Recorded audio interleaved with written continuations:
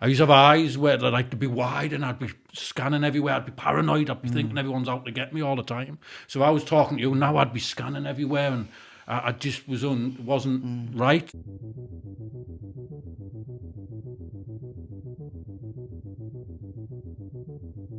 And I just remember a load of lads on the field and they were looking.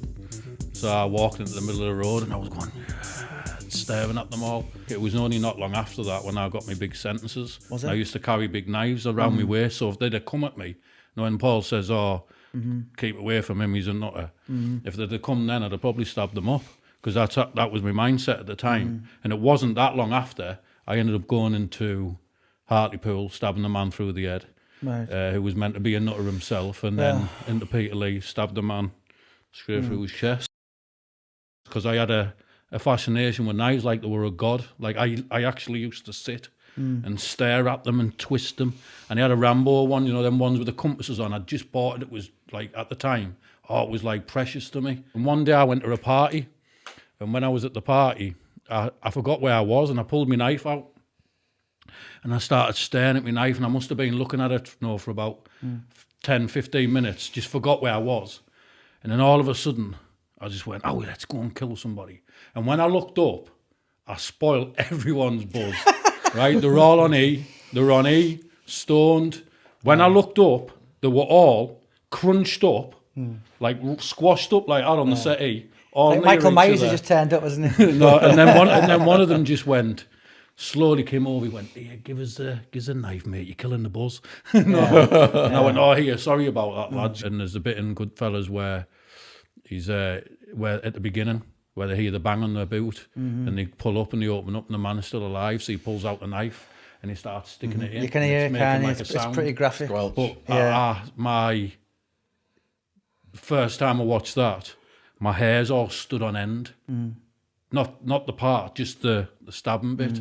My hair stood on end and I got this like feeling of a rush. And I thought, yes, I want to be like that.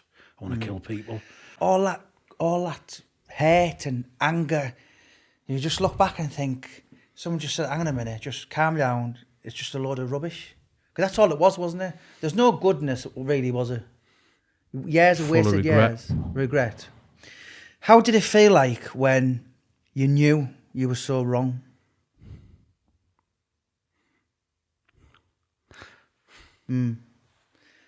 Just like your whole life's been a lie. Is that what it was like?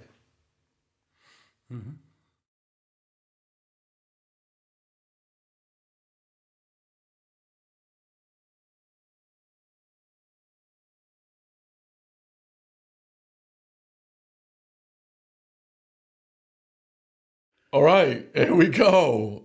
Now, Wildman was not very easily impressed. And there was a couple of guests in particular, Alan Lord was one of them, that after the podcast Wildman, I could tell he was really impressed. And one of those, Shane Taylor. And in part one, it was very hardcore, the crimes that he went through.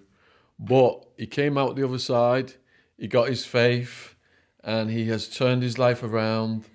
And it was just so powerful to go from these really violent, extreme crimes on one side to walking with God on the other side. So he's come back today to do a part two. He's done some other interviews. They've gone really viral on YouTube, and nothing but love and support has come in for him. Now, to co-host today, we've got Jamie, who has arranged many of our interviews. We've had some phenomenal guests through Jamie, and we published many of the audiobooks for his company. So the links for Jamie's YouTube and all of his socials and the audiobooks will be in the description box below the video. So it's very important that we support Jamie and his work, because he's gone out of his way to be here today, and he's arranged so many other guests for us and spent so much time doing all of this. Shane's come down as well. So huge thank you for coming back, Shane. Cheers, thanks for having me. Yeah.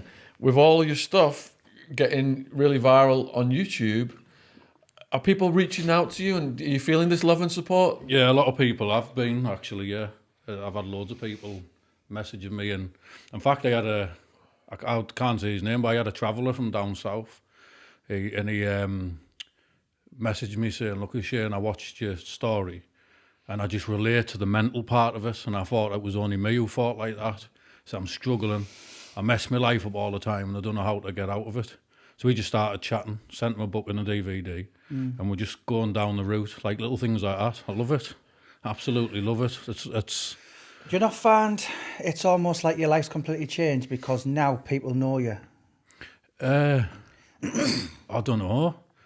It's just, do you know what the reality to it is when I first got out of prison, for about 5, 6, 7, 8 years, no one took it serious. They just thought, oh yeah, watch, it's all a blag.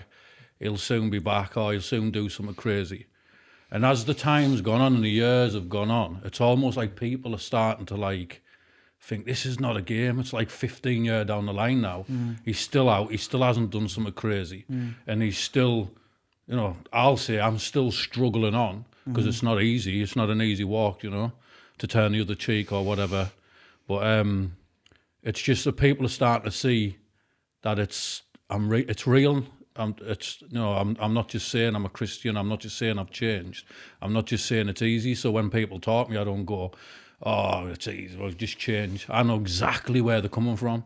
I know exactly what they're struggling with. And we start talking about mental health. I actually start talking about like, oh, do you think like this? And they're like, oh, yeah. And I'm like, yeah, I know. And about this.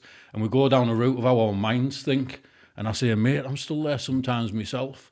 Just hold on, man, you can do it. If I can do it, you can do it. And and then they message back saying, mate, I've got a bit of hope. You know, you're giving me a bit of hope. And I just get I get a big buzz out of that, helping people. Shane was classified as being in the top 6 most dangerous prisons in the country. And they had him in the highest security facilities, and we're going to get into that. But can you imagine, like, back then when you were in one of those facilities thinking, 20, 30 years from now, my story's going to be inspiring people all over the world? I thought I was getting a life sentence. I was set on not getting a life sentence. I remember seeing you for the first time. Must have been about 2008, 2009, and you started being in the middles of papers. Do you remember that Red England top you had on? Oh, yeah. And I remember thinking, and there was a story in the paper, this badass was in the same cell as Charles Bronson. No, but it's in the same wing. No, what it is it's see what you've got to be careful, and I feel like I have to do this. The papers ran that story, for poor Charlie Bronson. Yeah, is every time there seems to be a parole coming up, they try and connect any dangerous criminal to him. Now, all I've said is I was in the CSC cells. There's like the units, the CSC. Wakefield, like Munster Mansion.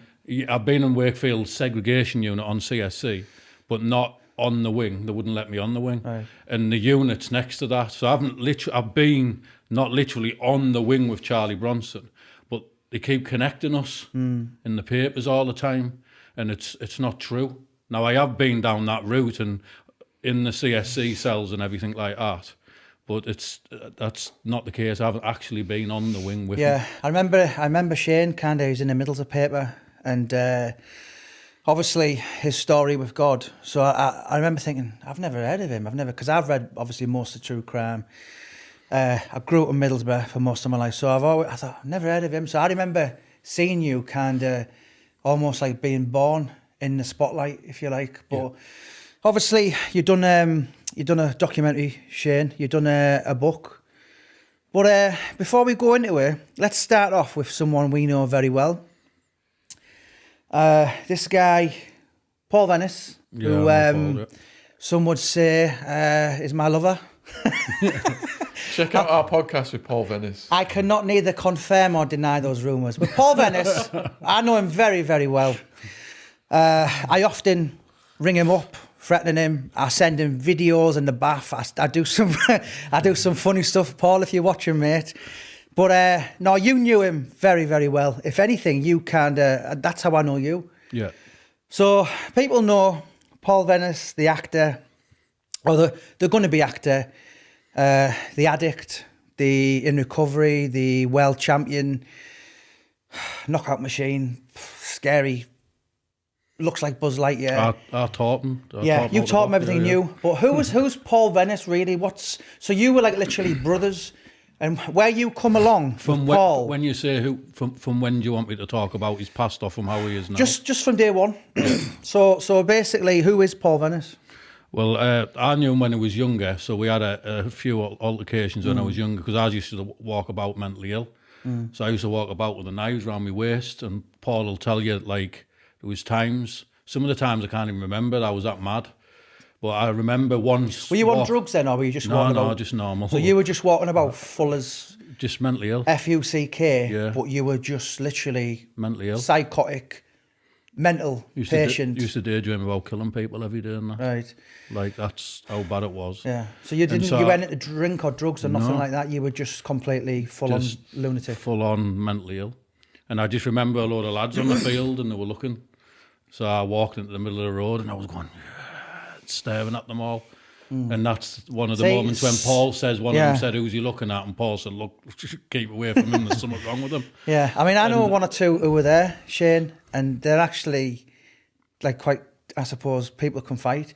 So for you to just walk in there on your own and just start staring at this gang of, like, one was a professional boxer, do you know what I mean? So that's slightly not quite right. Do you know what I mean? But you just didn't care. You had no worries about yourself. Well, I didn't have worries because I knew how far I was willing to go. So you could have been the hardest man in the world, but I know I'm willing to kill you once you've crossed me. That was my mentality. Now I wasn't the hardest person around. Of course I wasn't. I'd stand and have a good go. Yeah. But if I got knocked out, which luckily it never happened when I was young, not because I was hard, but if that happened, that would stew. And I would not be able to let it go until I went and killed him. See, that was the mentality of me. I wouldn't let it go. Now, they could have the laugh then, but in my head, it would play and play and play and play in my head, that it would just wind me up to the point where I had to kill him, just to settle my brain. It's horrible. I don't... it's a horrible, horrible brain to have. So, Paul Venis, that was when you met him. I think the first... words you ever said to him were very romantic. You basically said, step in and I'll kill you. And Paul actually said to me, he said, I looked in his eyes and it was like Ronnie Cray. I thought, because Paul Venis, obviously, I know him well and I got great love for him. But the thing is, he's not scared of anyone, but he looked at you and thought, he probably will do what he says on the tin. Do you know what I mean? It's like... it was... I'll give you a few little examples how mad I was.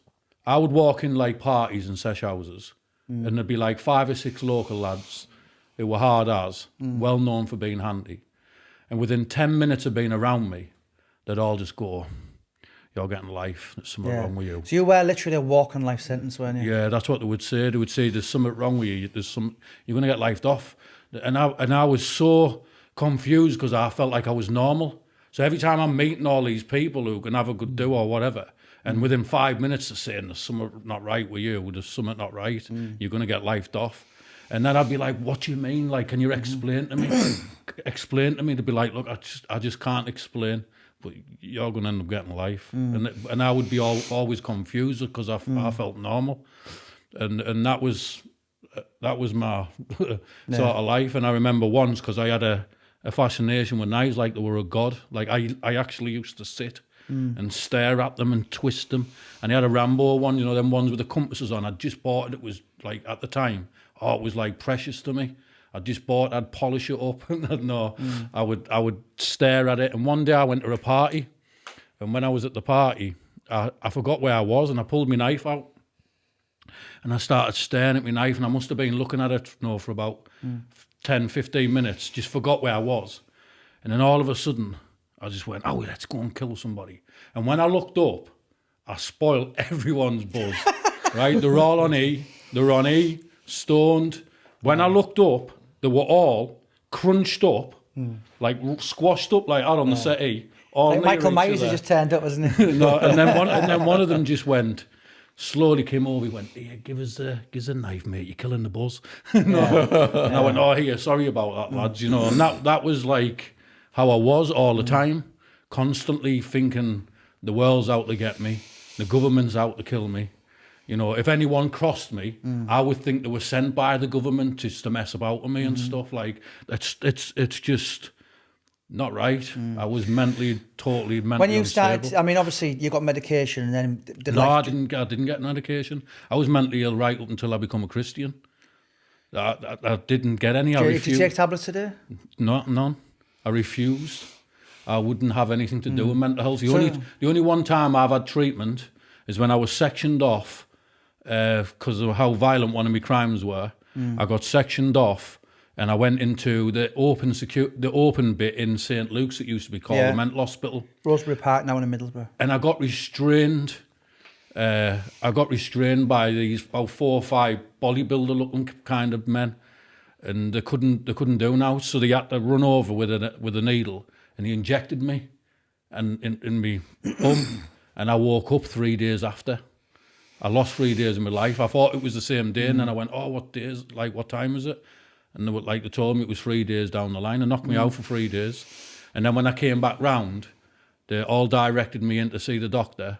And the doctor said, "Look, the strength that you had, we feel like it's schizophrenia strength. So we're going to put you over to the secure unit." So I ended up going into the secure unit in the mental hospital in St. Luke's.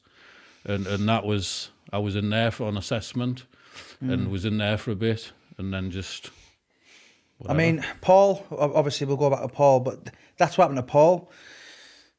I mean, that story he told you, Shaun, about a guy chasing him, and then it obviously disappeared, and he knew. But going back to Paul, you have your paths, I believe, you've meant to run into each other. And I dare say he's changed your life. You've certainly changed his. Yeah. You introduced him to God. Paul was in prison one day, opened this book, seen you, and you know, all of a sudden you weren't so psychotic anymore. Yeah. And you'd put a bit of weight on, and you were happy, and you were like, Paul was like, "I know him." And I think he started writing to you. You just started this kind of long love affair or something. And you know, you've certainly been a massive thing for Paul's life. I see the future for Paul Venis massive, because he's lived everything. Yeah. But you didn't know him when he was on the drugs, did you? Or No, I didn't know. I was in jail. I was constantly in and out of jail for big sentences. So you met him. You spent years visiting each other. Yeah. So I had them incidences. Yeah. And I went off and ended up going to jail for a big sentence. I stabbed someone through the head. And then when I stabbed the person, I went on my own little rampage after that. Mm-hmm. And I don't mean this in a bad way, but at that time, when Paul was saying, like, it was only not long after that when I got my big sentences. Was it? I used to carry big knives around my waist, so if they'd have come at me, when Paul says, keep away from him, he's a nutter. If they'd have come then, I'd have probably stabbed them up, because that was my mindset at the time. And it wasn't that long after, I ended up going into Hartlepool, stabbing the man through the head, who was meant to be a nutter himself, and then into Peterlee, stabbed the man straight through his chest. So you've obviously seen the rise of Paul Venis, though, from him being a volatile, angry prisoner, chip on his shoulder. Well, can I tell you a little secret? When I first got out of prison, so when Paul was younger when we knew each other, but in that time, Paul had become like hard case in Middlesbrough, didn't he? I suppose and it was meant to be Andy lad, and I remember getting out and thinking, oh no. We had that incident there. I've changed my life and stuff, and Paul's meant to be rock hard. I was thinking, I hope he doesn't remember. And then I saw him once walking past, and he was like, "You all right?" I was like, "Yeah, you." And he said he can't remember it, but I did. Yeah. I was thinking, "Oh no, I hope he doesn't do his in." But obviously, so you known him from his bad days. Did you literally watched him become British Commonwealth and a world champion? Yeah, I watched him and all. I went to a lot of his fights and that. Yeah. I was loving it. I was jumping on the tables and that, and some of them. I went to Newcastle. It was unreal. He had 2 fights in one go straight after each other. Did he? More or less, yeah. It was like a competition. Both knockouts? Yeah, straight, full clean out. Like, and I think the lads were like, one of them. Yeah. One of the men is unbeatable today. He's world champion. He's world champion now, and no one else has ever beaten him. No one. Yeah. Only Paul. Yeah. Do you think he'll ever come back, Paul?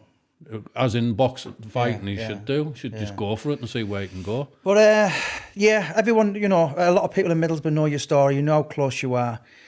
But obviously, Shaun, you've done the first one, but you didn't really touch on, in my opinion, being inside a prison.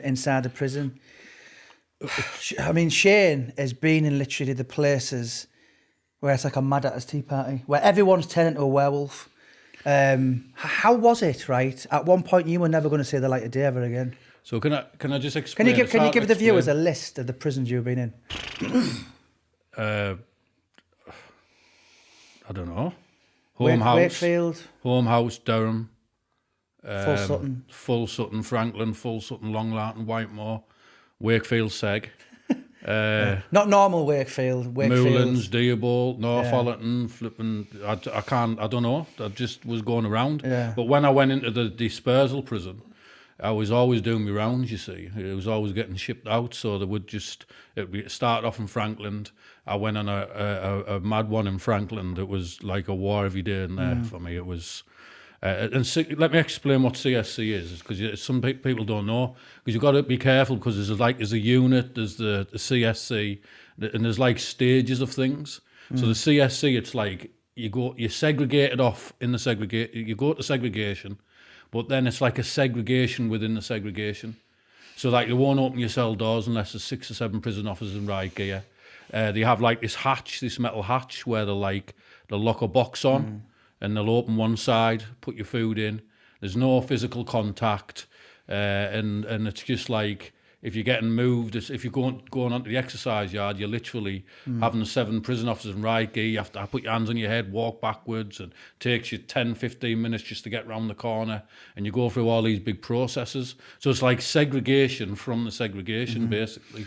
You're segregated off from the segregation. The sentence Shane's referring to lasted 8 years, 9 months. So that's, how long would you say your life was like that? In the segregation unit, I'd say... Most of that sentence? Most of that sentence, yeah. Why were you so angry, Shane? Brutality. Had you suffered at the end of the prisoners and... Not the prisoners. My battle like wasn't the against screws and it. that. I'll go on the wing and be sound with the inmates. Just the officers sometimes... How many times are we talking? As in brutality. When I was in Franklin segregation unit, it was on a daily basis. Was it? But they couldn't break me. See, listen, how many men, this is why I'm confident in myself, how many men can go through 6 years or 7 years of constant, every day, having 6 or 7 prison officers coming in, trying to brutalise you, trying to torture you, and at the end, you're still battling them. You're still telling them, come on. You're still running to the door. Even screws, I even remember after about a year, after a couple of months in Franklin, I even remember one of the officers coming and saying, we've seen many of men break. There's something not right with you. They normally break. Are you talking about conditions where you were naked? I'm talking about coming in, attacking you, battling with them. But you can only go so long. Cold. Handcuffing you to the beds, leaving you there for days on end. I'm not even going to go into detail, but I'm talking about proper what you'd see in a movie kind of stuff. It's not for me to go into because I don't want to put the system down. Yeah. The system does what it has to do. Sometimes if someone's going too bad, they try and break you. Get it? I understand it. There's just some people, they take the beatings or they take a couple of hits and they're like, that's sack that, I'm going back on the wing, I'm being good. But some people can't cope with it, and it makes them more angrier, more aggressive, more anti-authority, and that's what happened to me. I was just, it become a, you lose track of getting out of prison. Well, that's what you did, didn't you? Yeah, you went but that's because of what's going on. So you lose that track. You've got one goal, one focus when you're there. When them officers come, how can I get one of them and kill them? Now, I remember once he said to me, go into the next room. So I should have fought because the room I was in was cameraed. The cell I was in was a cameraed cell. So I went through all my process with a riot gear, walking out slowly till your back touches. They said, go into the next cell. We're going to strip search you. We feel like you've got a weapon. But why didn't they strip search me in that cell? If I'd have just fought, but you don't think. So I went to the next cell, and as I went up to where the window is, there was just a split second where I thought, this isn't right. And as I went to turn, they just went whack with the shield off my back. But what they didn't count on, because as soon as, they obviously had it planned, because as soon as my hands touched the wall, because instead of putting on the window, I touched the walls at the side. What they didn't count on, there was a man with riot gear on that hand, a man with riot gear with that hand. What they didn't count on is me, instead of taking my hands off so they could get me, I slid my hands round, turned, grabbed hold of one of the feet, picked them up and fell with them. And then I pushed with my legs, pushed right up, and I ended up, if you've been in the jails and the segs, you've got like a corner bit and you've got a metal toilet. And I had him trapped into the metal toilet. And I got my hands up his shield. And I got my hands about that far up. And I just whispered to him, do not let me get you today, because you are not going home to see your family. That's all I whispered. And then the panic. I heard the panic in him. He was like, get him. Then the other officers were booting me in the face, grabbing me by the nose, pulling me back, whacking me in the neck, doing everything they could. But I didn't care. I was just focused on just looking at him. And I was going, don't let me get your neck. And he was freaking out. And that was every day. So at the end of all that, was the days where you could hardly walk because you'd been beaten that badly? Yeah. You ever meet people like that in America? Well, listen to this. This is how bad it was. See, I thought it was just the officers, you see.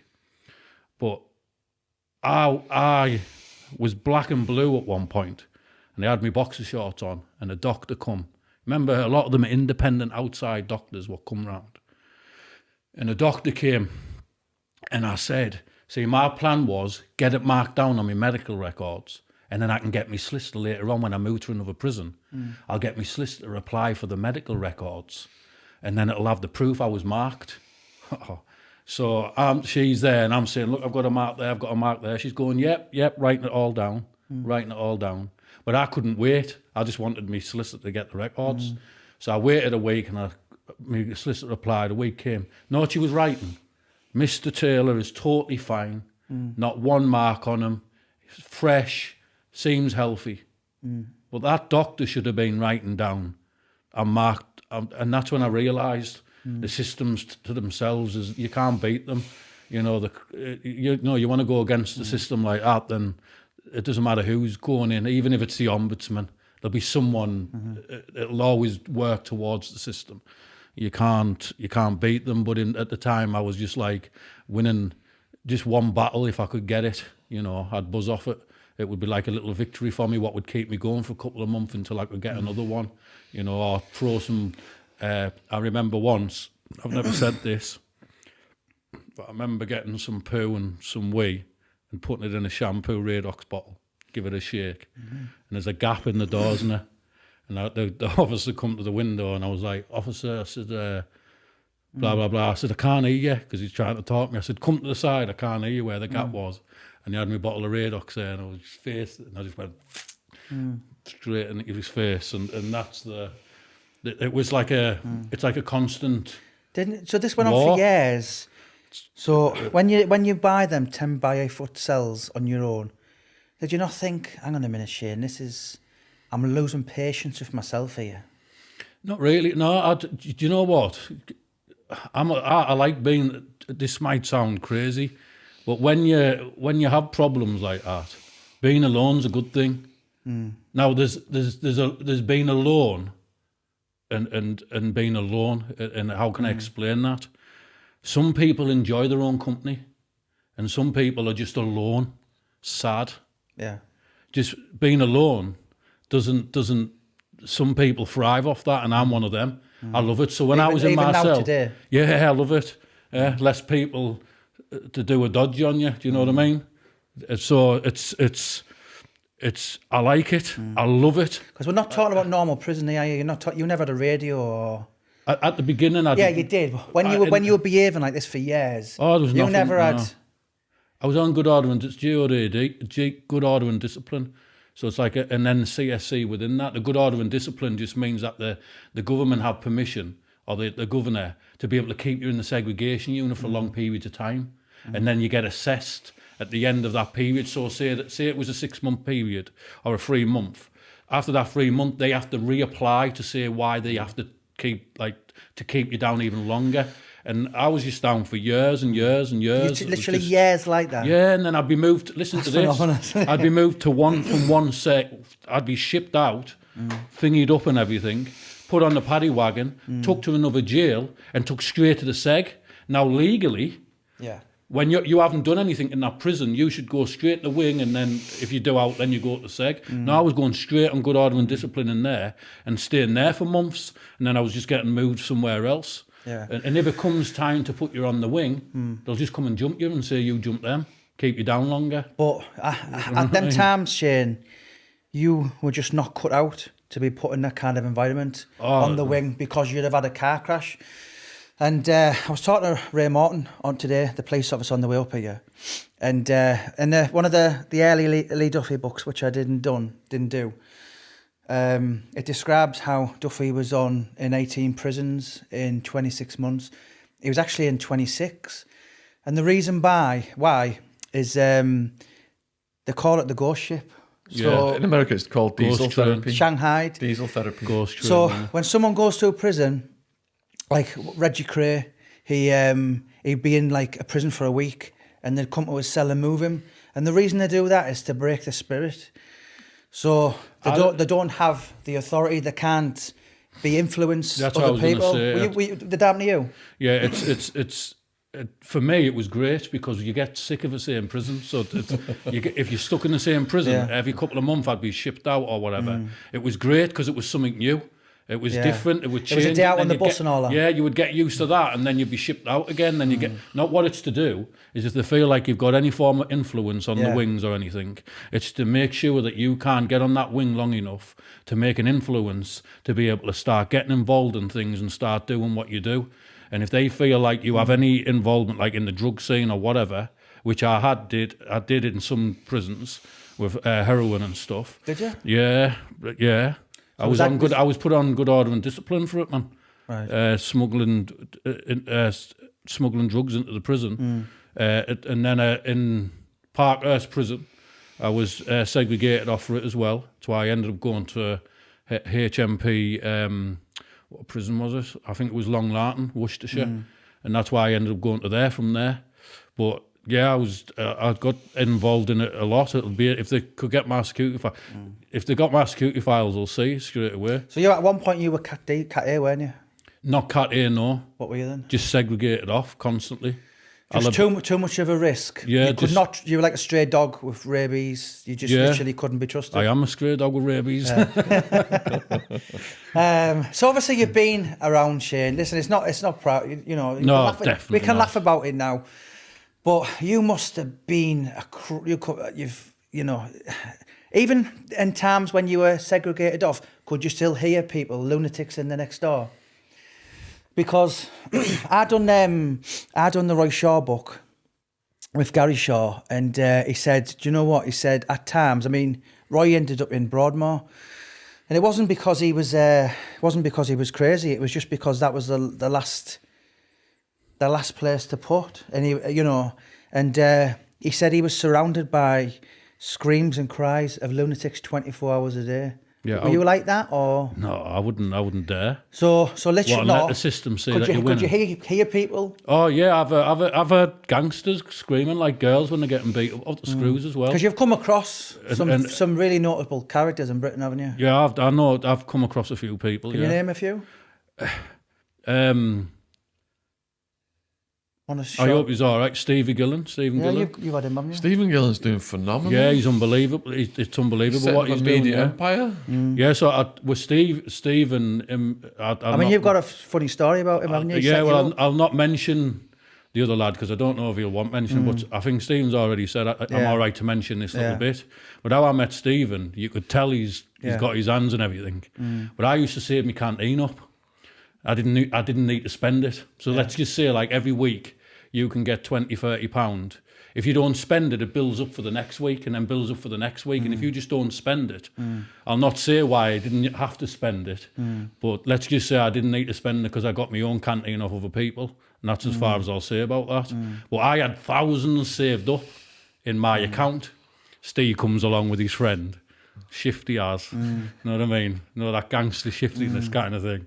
Comes along, he's like, can I have a word with you? I says, yeah, of course. Where was that at? He said, this was in Whitemore, HMP Whitemore. So he's come in, he's like, look, I've heard you've got grants. First of all, I'm thinking, how do you know? Yeah. Do you know what I mean? How does he know that? Yeah. But anyway, he said, well, I'll make a deal with you. He says, you spend £100 every week on the canteen, I'll get £200 sent into you. I was like, all right then. Yeah. You know, I'm not going to turn that down. Yeah. So he started sending me 200 quid. It was coming. Yeah. I was getting £200 just sent in for a couple of... And then I ended up getting muftied up and battling with us because I was next door to his pal. And they come in, the gear on. So a little bit after that, but that was the first time I met him. And then I started battling with the officers. And I remember the lads and that on the wing saying, flipping heck, you see how long he lasted there. Everyone was talking about it. And then even when they dragged me out the cell, they were saying, are you going to walk? No, all of them out of breath. I was like, carry me. They're like, we're going to use your head with every door. I said, use heads, to stop it. Then I got shipped out to... Yeah, so I was in Long Lartin for a bit. Then Stephen and that other lad came in there, and I was on the wings with him a bit then as well. So it was just like, and then I was out after about a year after that, and then I become a Christian actually in that sentence. We'll talk about that later. But who was the panther you were in with? Oh, that's I used to just see him. I think it was in Full Sutton. So I was in Full Sutton, and you just see this old guy. The Black Panther. Yeah, the Black Panther used to be called, and he used to be He used to be an old guy who used to just like walk about, and everyone would be like, "Oh, that's the Black Panther." That. Yeah. And at the time, I was just like, "Oh, who's he?" Because I didn't have a clue. But since then, I've seen some documentaries on him, and how did he get that name? I think it was over. He used to do robberies and all that, and something about a Black Panther used to get left or an ornament, or I don't know, something like that. But in the end, he ended up trying to kidnap a young lass to get her off millions of pounds and try and do a ransom, but it all went wrong, and obviously she slipped or something and ended up dying or something. And, any others? Any other people you come across? There's loads of people. Some people I can't say. Yeah. Do you know what I mean? Because I've mentioned them once, but they don't want me to mention them again. So that was your life for years. Yeah. Fighting with the system. It was just mine was mainly against the system. I hate the officers. Did you never think, hang on a minute, these are just normal people going to work, families, so were they just... It's hard to see that, Jamie, when they're coming in and doing stuff, and that not only are they doing stuff... Do you think they ever done anything with your food and that? Oh, it's guaranteed. If you're stabbing the prison officers up and that, what do you think they're going to do? That's just normal. Yeah. That's just normal stuff, At the end of the day, they come in with a mentality that we're the scumbags. It's a top security prison. You deserve to be in here, and we'll treat you how we need to treat you. You keep your head down. If you don't, we'll do whatever. But they always they do things, and that's the way that's the way it works. That's how it is. Everybody knows that. Anyone's been in a maximum security prison in a dispersal system, I'll tell you now what it's like. And you can have you end up with they've got a thing, haven't they, called the POA, the Prison Officers Association. They're the gangsters. They're the real gangsters in there. That's what any prison, a lot of prisoners will understand what I'm saying right now. If they've been in a dispersal, it's the POA. But you know what? Don't you find, Shane, for people who've been in prison, you really learn some amazing things in there. Like, obviously, I got 18 months when I was a kid. I was a teenager, but things like cutting matches in half or fastening your bed down to making lines, scrape the hole. There's so many things in the prison environment that you think, how would you even fucking know how to think that? Genius you meet some amazing switch on people in prison. Did you find many things like that? Yeah, I would just start into everything anyway. I was trying to do all sorts. Like, I discovered how to take the things off.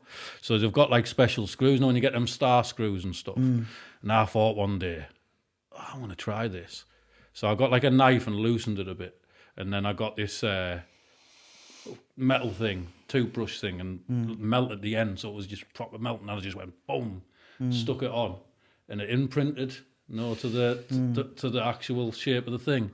And it loosened the screws and stuff. And then we used to make kettles with the Marvel tubs. Wire them to the lights and put them down. You used to get a razor blade, put the 2 razor blades in, chuck it in the water, it boils your water in the Marvel tub. All sorts of stuff. And, the lines, so if you want to, if there's like someone you want to pass someone to, and he's like 5 or 6 doors down, you'll get like a big wire what you make out your bedding. He'll like a cotton thing. He'll make one off there. You get your little knife or a mirror. You put it under the door and face it that way. Boot it, it'll go flying down. Then he'll do it, it'll go over. And then when he pulls it back in, it pulls your line in. Like just little things like that. Did you see stuff like that in America? Yeah, I remember when I arrived at Supermax, what you said, they had all these fishing lines, they call them. And the weight on the end is a little toothpaste thing that they throw it out with. But when I first arrived, things were going from cell to cell on like the ground floor, but there's an upper tier, and things were going. So I couldn't see the lines. All I could see was like an envelope in space, or like a Snickers bar or something. And it was like poltergeist. I thought all these things were just floating around. I was like, what is going on here? Yeah, fishing lines, and the shit slingers as well. You mentioned about the shit. Out there, they weaponize the shit a lot. They have a whole run of just shit slingers. What's that mean? So like they're people who weaponize their poo against the staff. Oh yeah. Or against other inmates. But there was one guy called Magnum. He was like the Rambo of the shit slingers, and he would like rig his whole cell up with shampoo bottles and tubes and everything, and get him. So they came in. They took everything out of his cell. They got him naked, handcuffed behind the back, put him in a dry cell with nothing at all. And then they checked on him every so many minutes. And they underestimated his resolve. So what he did was, he fucking shat on the floor. He fucking mouthed it. And he stood at the door, waiting for the guard to do a security walk. So the guard's face comes. They think he's got no way of doing anything. And he just unloaded. And he said the guard was so surprised, he went like that. And it went up his mask and into his nose. But to him, that's a victory, you see. Yes. And that's what it is. Yes. And it's like a battle and a war between you. Yeah. Not many people last it. Not many people cope. You end up mentally ill or whatever. Yeah. I thrived off it, to be truthful. It just kept me busy. Yeah. Instead of being sat in a cell. Yeah. When do you think, Shane, that you started suffering with mental health? Do you think you were always like that? I think there was. I don't know if I was always like it, but I do. I remember starting to watch it. I was about 12, 13. No, about 14, 15. Still being a bit of a victim. And then I just started to started to watch films and started, my mentality started changing a bit. What films? Goodfellas. Casino and all that. Casino and stuff. And there's a bit in Goodfellas where he's, where at the beginning, where they hear the bang on their boot and they pull up and they open up and the man is still alive, so he pulls out a knife and he starts sticking it in. You can hear it, can't you? It's pretty graphic. But my first time I watched that, my hair's all stood on end. Not the part, just the stabbing bit. My hair stood on end and I got this like feeling of a rush. And I thought, yes, I want to be like that. I want to kill people. I want to actually kill people. And then I started getting it in my head. I thought, honestly, I just... You thought that was your vocation in life, was to kill someone? To go and kill people. And then I used to daydream about how I could get away with it and plot things, and if I can kill 10 because people before I get caught. Me and you, Shane, we've had a few laughs over text. And this sounds... It's a bit funny if you take it in a black sense of humour, but you actually wanted to be the next Richard Kuklinski. Do you know who he is? Oh, yeah. The Iceman? Yeah. Yeah. I've watched all his interviews and I've watched the movie. And Shane would be fascinated by him. So that just shows you where my mentality was. Is Richard Kuklinski, the Inside the Mind of a Mafia Hitman. Yeah. I'd watch that and get rushes off it. Like there's parts in it. What was my mentality? Do you know what I mean? And you'd look up to that type of thing. And he was my hero. So that just shows you if someone like that's your hero, you're not wired right anyway. You know, your hero should be like a teacher, a police officer, a fire brigade, or government, or a celebrity. No, mine, a mass mafia flipping serial killer. Do you know what I mean? That was who I was looking up to. He was interested though, was he? Because he had a It family was and just, everything. yeah, but it was just the way, it was his demeanour to it. Do you know what my wife He was says? detached, wasn't he? He had Yeah. a voice that you'd let him read your children bedtime stories. He's got the most fascinating voice ever.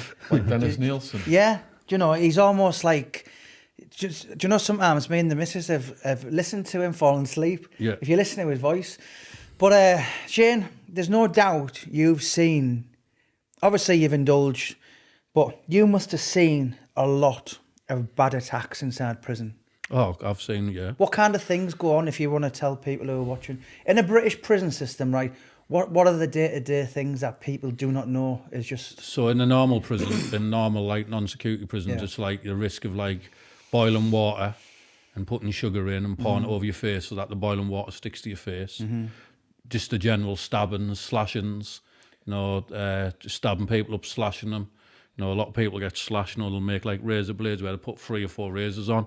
And they used to do it with one. So they can't so stitch it. yeah, so it can't be glued or something. Yeah. So it has to be stitched up, it leaves bigger marks. Or I don't know what that is. So you saw people's faces get melted off. Yeah, everything. Well, in the dispersal in the top security prison, see, you can cook on the wing, you see. So what happened is a screw got his face melted off. So some inmates, I don't know why, but some inmates plotted, they boiled a pan full of oil, cooking oil, and they ran out, and they set it all up. He come on, caught him in the middle of, so he couldn't get off the stairs, and they just chucked the oil over him and just melted him, so it got banned. So what the inmates started doing is getting butter. So you'll buy loads of tubs of butter, and when you melt it, they call it ghee, and it turns into ghee. So when you melt it, it's all oil, and then you just drain off all the rubbish in it, and then you've just got pure oil out the butter. And then they'd use that, burn that, and then like boil that, and like so that happens. You can get hot stuff chucked over you.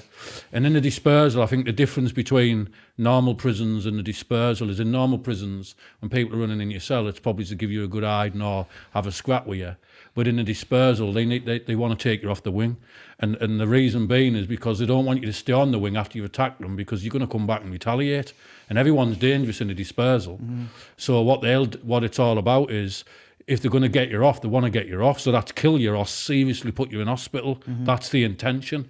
So there's that little bit of an extra bit of tension when you're in a dispersal, of looking over your back, watching yourself, making sure someone doesn't get one over you. So I used to just keep myself. But my battle was a system. Yeah. So It was against the government, against the... You weren't against yourself, your next door neighbours. It was the system. It was the screws. Well, it if was someone the come and put it on me, then obviously I'm gonna retaliate. I'm not gonna stand there and get mugged off. And I would have, if I felt like someone was gonna do something, I'd be running in and stabbing them up. And I've had a few times when I've ran in cells in jail and done a few people. And in fact, I don't know if I've mentioned this, but there was a lad in there. I was on the cleaners, and someone had wound him up, to get him going, because they wouldn't do it themselves. So this lad, I don't even know, I was going to mention his name, but I'd rather not. But I remember he come running up the stairs. He went, "You get in here," took his top off. And I walked into the cell. I went in the cell, took my top off, walked into the cell. And to my benefit, he pushed me that hard, like we're arguing. And he pushed me that hard that it made me bounce off the wall back to him. But that was great, because I've managed to crack him. So he's pushed me that hard. I've jumped back. He's in for murder, by the way. Jumped back. And I bounced off the wall and just went crack, and I dropped him straight away, the first hit. And I thought, he's not getting up. So I grabbed his head, and I was just laying into him, just booted him in the face. And I didn't realise what I'd done. As I was walking out the cell, a woman officer was like, "What you doing?"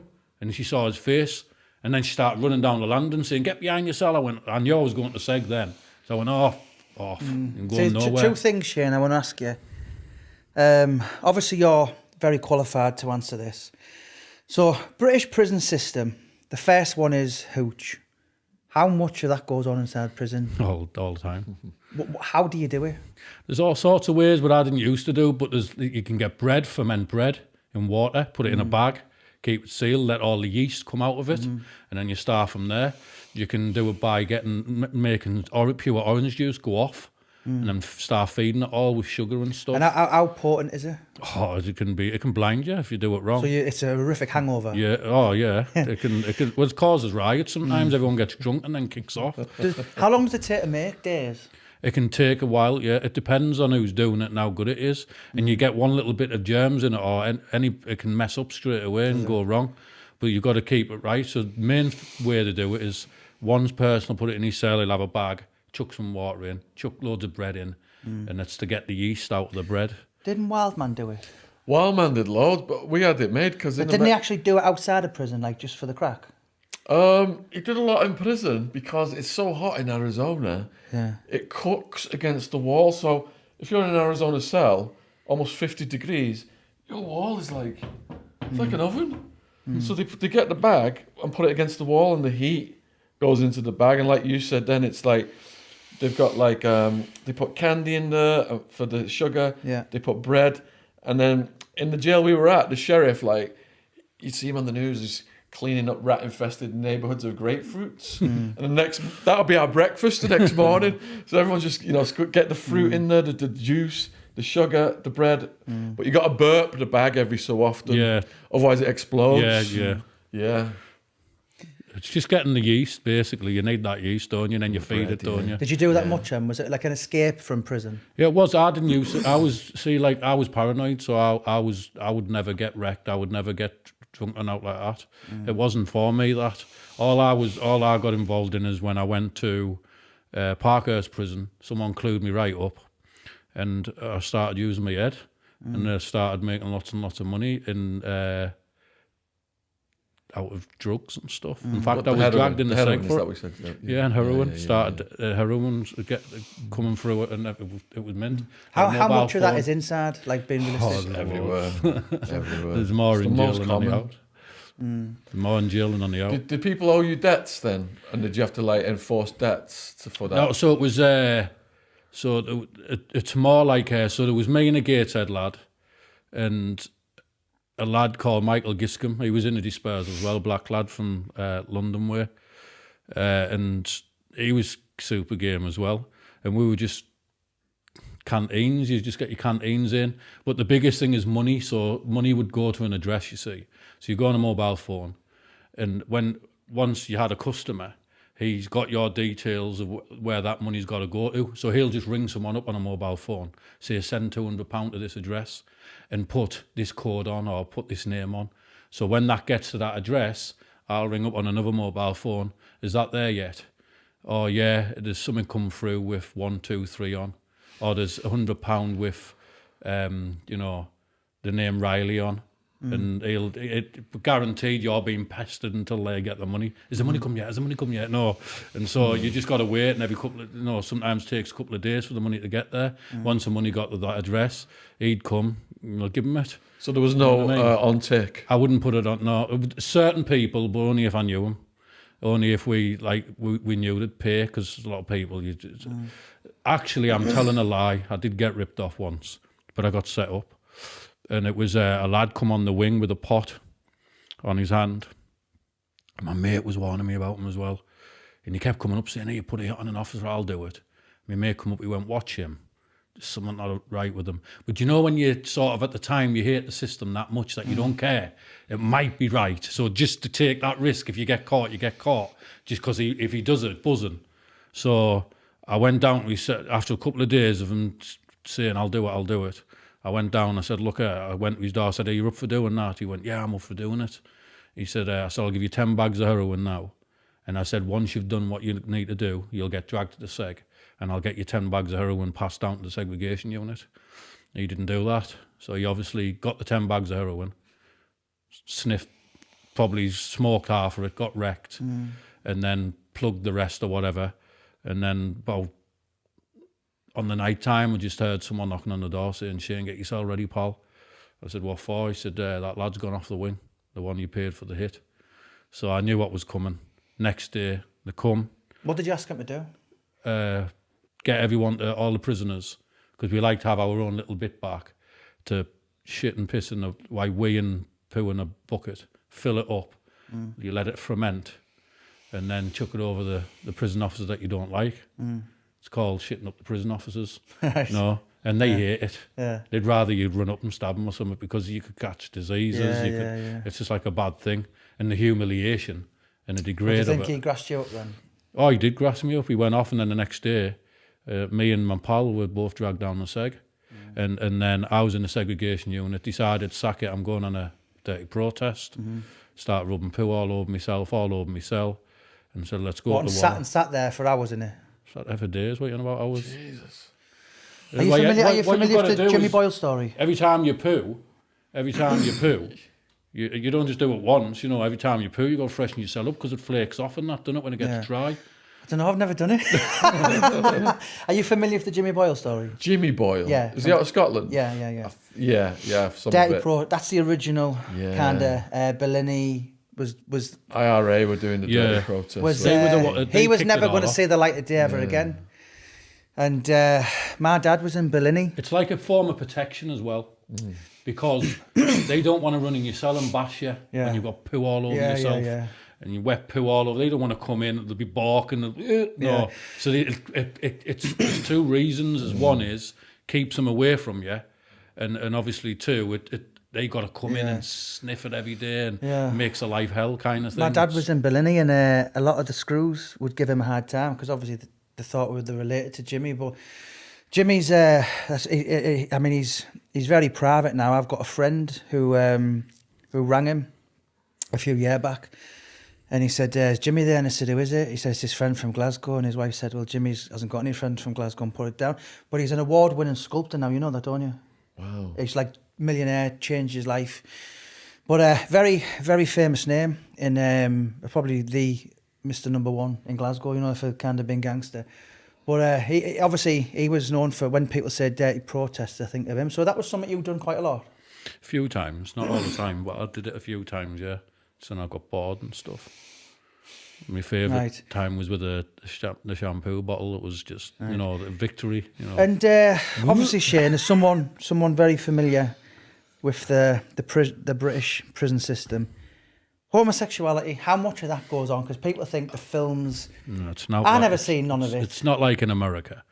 It's not like it's. Did it go on in all them years? It will have, but it wasn't public. It wouldn't have been public if that makes sense. It'd be like two lads behind the cell door, but it was not in a top security prison. It wouldn't have been public. They're getting done in, because you've got to remember there's a lot of people who aren't like, America's totally different. You know what I mean? But in over here, you've got to remember it's full of all the local lads, full of all the local criminals, all the local hard lads, all the local drug dealers. They don't like that kind of stuff. What do you think? They're all just going to sit there and watch two lads start kissing and doing stuff? They'll be like, what you doing, man? Get away, do that somewhere else. Now, I'm not saying it doesn't happen behind closed doors. It probably does. You don't know what happens in them cells. But there was out none in the of open... and all this. I've been in jail most of my life. I've never heard of many people getting... It happens, but it's... Have you heard of any? Like one? Not while I was in jail. I haven't been on a wing and heard of someone get... But it happens because I have heard of it happening. Yeah. But it's not like... So in America, it'll be like, you know, probably Was constant. it a lot in America? You have to go to a class in America to get taught how not to get... Really? Oh, yeah. Well, it's not like that. It's a totally different kind of world to American jails to over here, I think. Yeah. I mean, obviously, definitely. Sean, Totally. you know, same with everything's more organised. Like even the normal street gangs, they're like an organised crime family or something. The way they go on over here, the street gangs are a few little chavs standing on a street corner with some Bella Brusco, causing a bit of trouble, and because they're carrying a knife, they think they're G's. Do you know what I mean? It's big organised crime. Totally different ball game, isn't it? Over in America. Obviously, I've been with Michael Showers today, who was very close with, Delroy, and it was his brother, and Paul Sykes. And now, someone this week, I won't mention his name, give me a bit of a roasting on his channel. And he said, that Jamie Boyle's full of shit. He doesn't know nothing. Now, I wasn't in prison with Paul Sykes, but what I'm going to tell you is, I've spoken to 4 Wakefield police officers. One of them was the top chief of police. And he said, listen, I did not like the man, but there was never any convictions. And he said Sykes was, and he was all doing this. Michael spent many years with him. Chris Lambriano was next door to him in Hull for 3 years. And he said, if that went on, He wouldn't have been allowed to walk with the rest of us. I went in prison to visit Paul Sykes Jr. and he said, listen, if our dad was alive now, he'd admit it. Yeah, I've had sex with men. But and all this kind of nonsense and it's the worst thing someone can accuse you of. Yeah, and it happens so easily this day and age. So it's listen, Sykes, all this stuff, what you're writing books about him for, films coming, I used to, this is, They used him as a boogeyman, didn't they, to keep people in line? Yeah, I've spoken to... Sykes will be put in your cell and you're going to have... Yeah, I've spoken to lots of, a lot, ex-screws. And even Paddy Maloney, who you've had on your show a few times, Shaun, he was a young lad in Durham. And the screws would come and say,